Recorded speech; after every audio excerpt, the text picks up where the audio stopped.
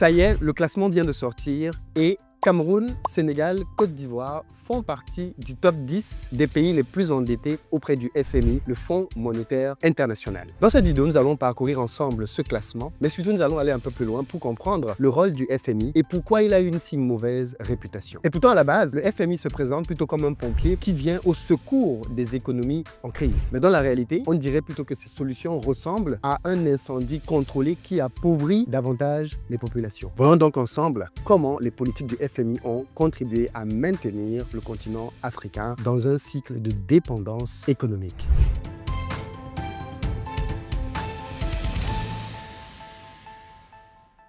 Salut à toi, bienvenue sur ma chaîne, moi c'est Philippe Simo. Ici je te parle de business, de développement du continent africain. Donc si ce sont des thématiques qui t'intéressent, tu es le bienvenu, tu t'abonnes et tu partages les vidéos. Pour ceux d'entre vous qui êtes en Côte d'Ivoire ou qui arrivez prochainement à Abidjan, si vous avez besoin d'un véhicule pour vous déplacer, vous nous contactez au numéro qui s'affiche et on mettra à votre disposition pick-up, SUV, berline en fonction de votre budget. Si vous êtes plutôt à la recherche d'un appartement de bon standing, on a ce qu'il vous faut. En plein centre-ville, vous avez des liens dans la barre de description pour réserver vos places. Et puis enfin, pour ceux d'entre vous qui veulent devenir propriétaires à Abidjan, qui veulent avoir une maison de vacances ou même simplement un investissement, sachez que nous construisons plusieurs maisons à Bingerville, disponibles en gros œuvre à partir de 42 millions de francs CFA. Désormais, on vous donne la possibilité d'ailleurs d'échelonner vos paiements sur 2 ans.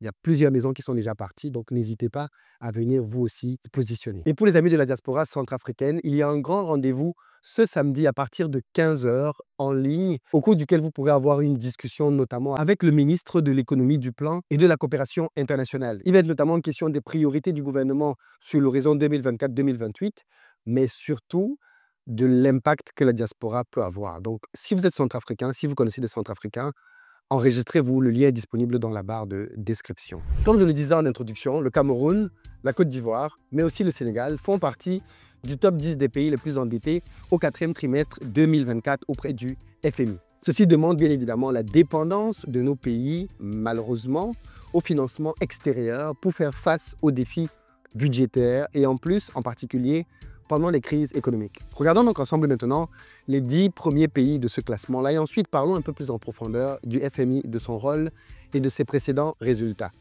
En tête de ce classement, nous avons l'Égypte qui a une dette de 9,45 milliards de dollars auprès du FMI. L'Égypte est confrontée à des difficultés continues pour stabiliser ses perspectives budgétaires et économiques. Ensuite vient le Kenya, avec 3,2 milliards de dollars. On voit tout de suite que l'Égypte est vraiment très loin dans l'endettement auprès du FMI. Le Kenya, lui, poursuit ses réformes visant à gérer la dette tout en favorisant la croissance. Troisième au classement, l'Angola, avec 2,99 milliards de dollars auprès du FMI.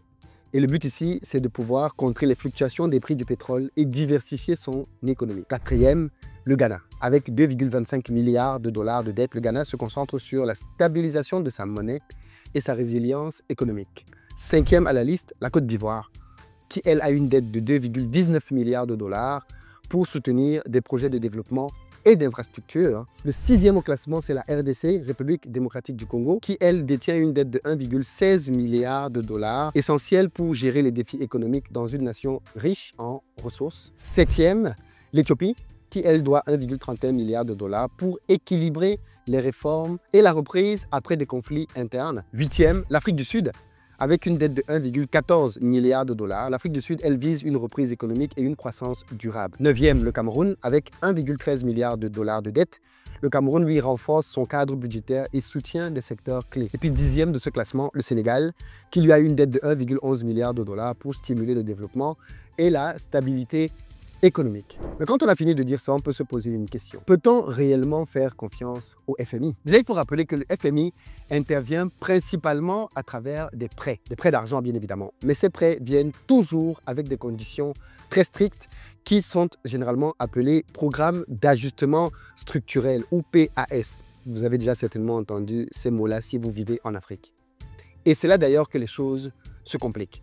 Ces conditions incluent souvent la réduction des dépenses publiques, la privatisation des entreprises d'État, et on va en parler, et l'ouverture des marchés.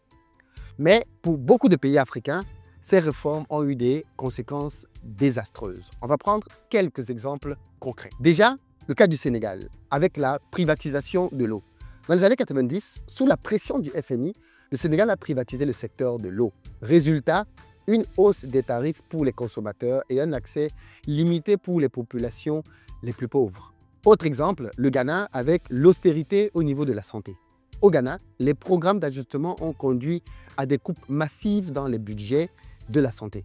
Du coup, il y a moins d'infrastructures, moins de personnel et une population qui paye le prix fort. Autre exemple encore, la Zambie avec elle la spirale de la dette. En Zambie, les prêts du FMI ont créé une spirale de la dette, de telle sorte que le pays utilise plus de 30% de ses revenus pour rembourser la dette, ce qui laisse bien évidemment très peu de marge à l'investissement dans le développement. Et des exemples comme ça, il y en a plusieurs, ce qui laisse d'ailleurs penser que le FMI, du moins c'est l'accusation qui lui est souvent portée, en réalité est au service des multinationales occidentales pour appauvrir l'Afrique. Je ne sais pas pour vous, mais quelle opinion avez-vous du FMI? Mais du coup, on pourrait se demander, avec de tels résultats, comment se fait-il que le FMI continue-t-il donc d'être utilisé par tous les pays, comme on vient de le voir là, plus haut? Eh bien, le principal problème, en réalité, c'est que le FMI est contrôlé par de grandes puissances économiques, comme les États-Unis, voire même l'Europe. Ces pays utilisent malheureusement parfois le FMI comme un outil géopolitique pour maintenir leur influence sur des économies africaines. Par exemple, en forçant l'ouverture des marchés africains, le FMI favorise les multinationales occidentales au détriment des entreprises locales. Comment imaginez-vous que certains pays africains puissent aller dans des logiques d'ouverture de leur marché alors même que ces pays ne produisent quasiment rien face à l'Europe? Comment imaginer qu'un pays comme le Cameroun, pour un exemple concret, qui produit très peu de choses, ouvre certains pans de son économie à de la libre concurrence avec l'Union européenne?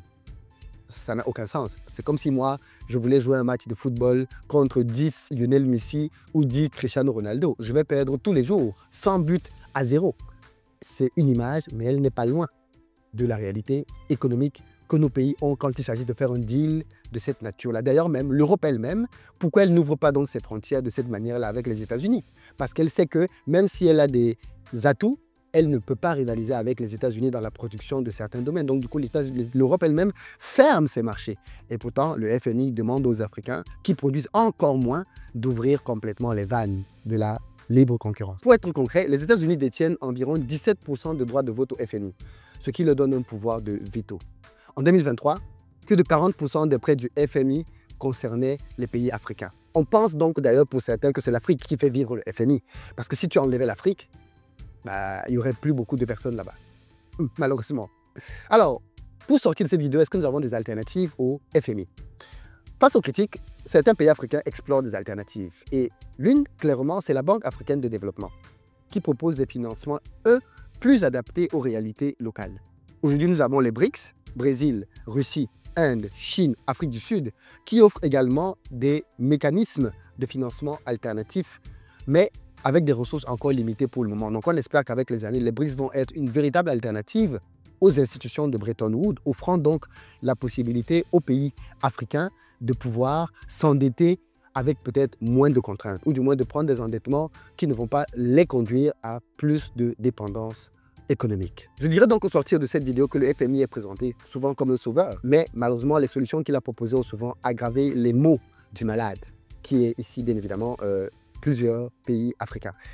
Il vient pour normalement résoudre des problèmes, mais à la fin de la journée, ça se passe plus mal qu'au départ. Mais comme nos pays sont dans les contraintes dans lesquelles ils ont besoin d'argent, un pays comme le Ghana, Nana Akufo-Addo, qui avait dit qu'il ferait tout pour ne pas aller au FMI, s'est quand même retrouvé à devoir aller tendre la main encore au FMI.